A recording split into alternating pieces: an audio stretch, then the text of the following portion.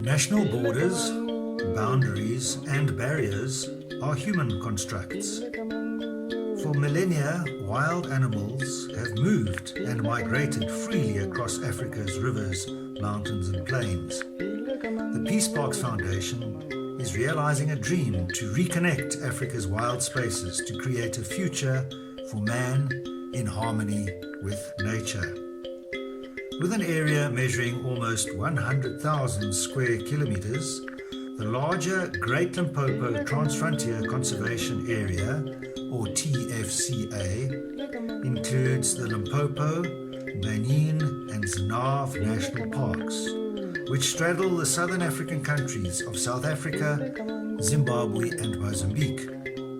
This Transfrontier Conservation Area is about the same size as Portugal in Europe or Tennessee in the United States of America. Due to the low rainfall, extensive grasslands and flat topography, Banhine is sometimes compared with Tanzania's Serengeti Plains. However, during periods of good rains, Banhine transforms into a very different habitat. Rivers such as the Chefu and the Shangaan are usually just dry, sandy beds. But with episodic rains, especially due to tropical cyclones, they can quickly fill the Banhine pans and plains. This is when Mozambique's Serengeti becomes its Okavango Delta.